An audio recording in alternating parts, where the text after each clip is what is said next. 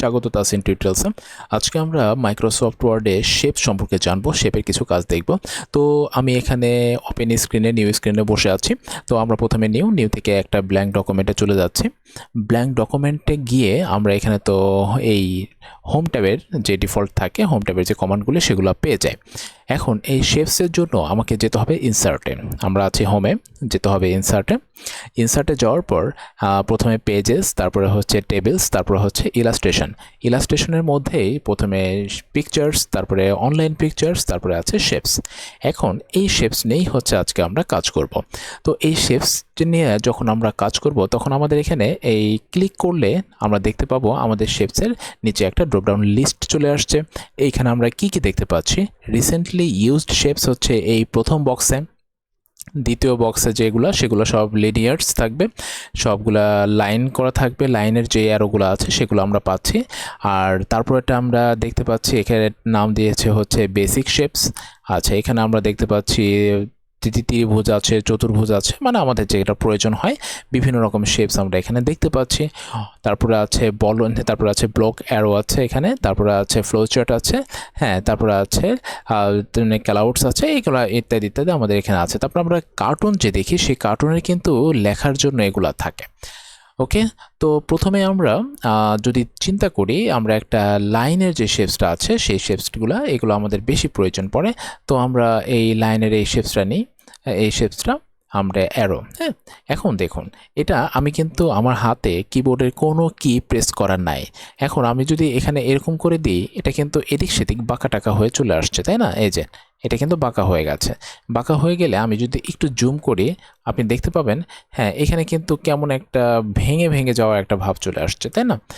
আচ্ছা, এখন এটাকে যদি আমি একদম স্ট্রেট লাইন করতে চাই, তাহলে সেই ক্ষেত্রে আমাকে যেটা করতে হবে সেটা হচ্ছে, আমি যে শেপটা পছন্দ করছি আমি এই অ্যারোটা নেব।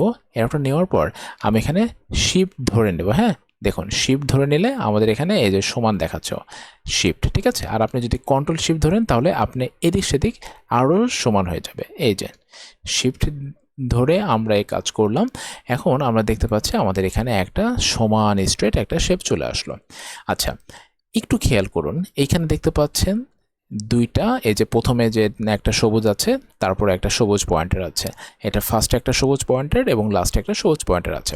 যখন এটা সিলেক্ট অবস্থায় থাকবে তখন কিন্তু এই সবুজ পয়েন্টারগুলো শো করবে। যেরকম দেখুন, এখন এটা সিলেক্ট অবস্থায় আছে, এই জন্য সবুজ পয়েন্টারটা শো করছে। আমি চাচ্ছি মাইক্রোসফট ওয়ার্ডের আমাদের এই ব্ল্যাঙ্ক ডকুমেন্টের উপরে বডিতে কোনো কাজ করতে। আমি এখানে ক্লিক করলাম, আমার কার্সরটা কিন্তু এখানে, যে কার্সরটা এখানে কিন্তু লাফাচ্ছে। ঠিক তেমনিভাবে এখানে কিন্তু এই গ্রিন যে পয়েন্টার দুইটা ছিল, সে দুইটা কিন্তু এখানে দেখাচ্ছে না। তার মানে আমার এখানে কিন্তু এই যে শেপ থাকবে সব শেপের বেলায়, সেই শেপটা কিন্তু এখন সিলেক্ট অবস্থা নাই। আর দেখুন, যখন সিলেক্ট অবস্থায় নাই তখন কিন্তু আমাদের এখানে যে রিবনটা আছে, সেই রিবনের যে চেহারাটা আছে সেটা একটু মাথায় রাখুন। ও কিন্তু বেসিক যে মাইক্রোসফট ওয়ার্ডে কাজ করে সেই হোম ট্যাবে এসে বসে আছে। ঠিক আমরা যদি এইটাকে সিলেক্ট করি, এখন সিলেক্ট করব কিভাবে? এই যে সিলেক্ট করি, সিলেক্ট করার সাথে সাথে কিন্তু ওই নিজেই ওর একটা ফরম্যাটে চলে গেল, ঠিক আছে? একটু আগে কিন্তু আমরা যখন বাইরে সিলেক্ট অবস্থায় ছিলাম, বাইরে ক্লিক অবস্থায় ছিলাম, তখন কিন্তু সেই ফরম্যাটটা আসেনি। কিন্তু যখন আমরা এখানে সিলেক্ট করলাম, দেখুন এই যে এখানে সিলেক্ট করলাম, অটোমেটিক ওই যে ও কিন্তু একটা ফরম্যাটে চলে আসলো। আচ্ছা, এখন এই যে ফরম্যাট ট্যাবটা ও অটোমেটিক দিয়ে দিল, এখান থেকে হচ্ছে আমাদের কাজ।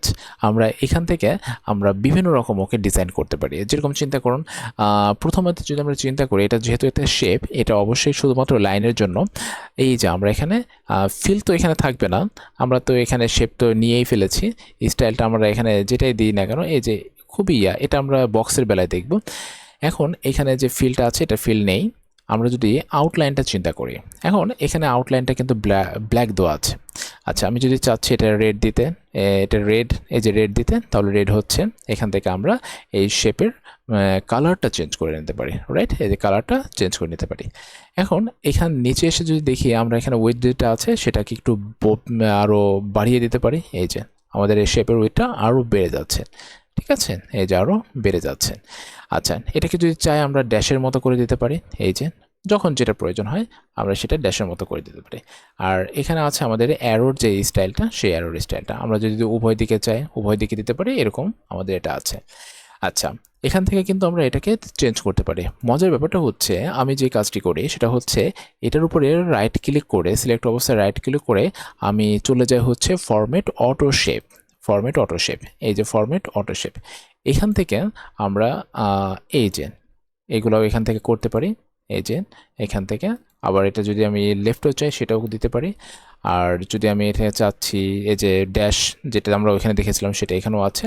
উইথ যেটা এটা কিন্তু আপনি বাড়িয়ে দিতে পারেন, হ্যাঁ, এই যেভাবে বাড়িয়ে দিতে পারেন। বাড়িয়ে দেওয়ার পর আমরা এটাকে কালারটা যদি চেঞ্জ করি, আমরা এখানে এটা দিই না, আমরা এখানে রেড দিই, রেড দিলাম। এখন ওকে, ওকে দিলেই এই যে হয়ে গেল। ঠিক আছে, এইভাবে আমরা দুইভাবেই করতে পারি। একটা হচ্ছে ফরম্যাটে এসে, অপরটি হচ্ছে রাইট ক্লিক করে এই যে ফরম্যাট শেপ পিকচার্স, এখান থেকে এসে আমরা এটা করতে পারি, রাইট। এই যে এটাকে আমরা এটাকে চেঞ্জ করে নিলাম আমাদের প্রয়োজন মতো। এটা হচ্ছে লাইনের বেলায়। এখন আমরা যদি এটাকে ডিলিট করে দিই, ডিলিট করে আমরা যদি একটা বক্স নিয়ে চিন্তা করি, বক্স, এই যে টেক্সট বক্স যেটা, এটা হচ্ছে টেক্সট বক্স। এই যে হ্যাঁ, দেখুন এখানে কিন্তু লেখা যাবে। ঠিক আছে, এখানে কিন্তু লেখা যাবে। এটা হচ্ছে টেক্সট বক্স, ওকে।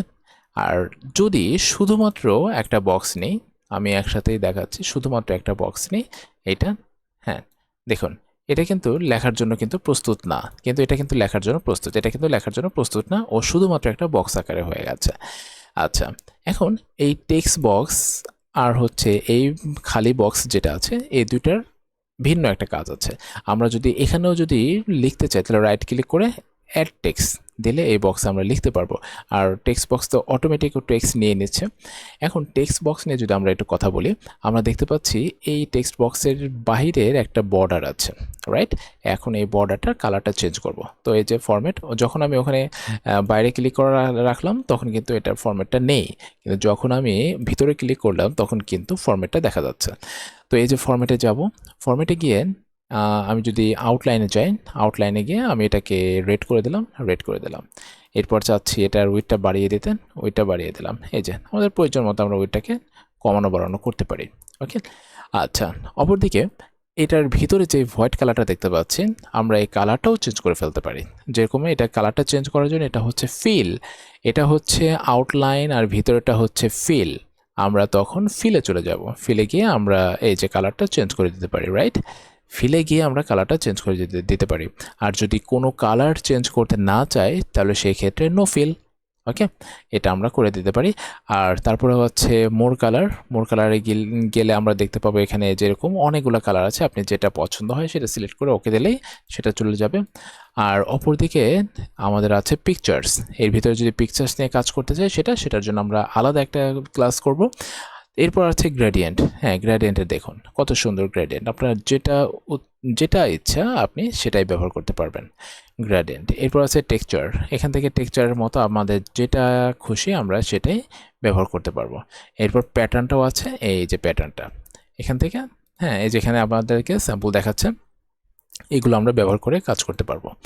আচ্ছা, এখন এখানে একটা কাজ আছে, সেটা হচ্ছে আমরা দেখতে পাচ্ছি যে এই যে দেখুন এখানে যদি আমি একটু লিখি তাসিন টিউটোরিয়ালস, হ্যাঁ, এখন দেখুন এখানে কিন্তু আমরা দেখতে পাচ্ছি উপরে একটু ফাঁকা আছে আর লেফট সাইডেও একটু ফাঁকা আছে। এখন আমরা যদি চাই এই ফাঁকাটাকে কমিয়ে ফেলতে তাহলে সেক্ষেত্রে কী করতে হবে, আমরা এটাকে রাইট ক্লিক করব, রাইট ক্লিক করে ফরম্যাট শেপস এখানে যাব, এরপর চলে যাব টেক্সট বক্স, এই যে টেক্সট বক্স। এখন টেক্সট বক্সে গিয়ে আমরা এখানে এই যে লেফটে কমিয়ে দিলাম, টপে একটু কমিয়ে দিলাম, তারপর ওকে দিলাম, এই যে কমে গেল, রাইট।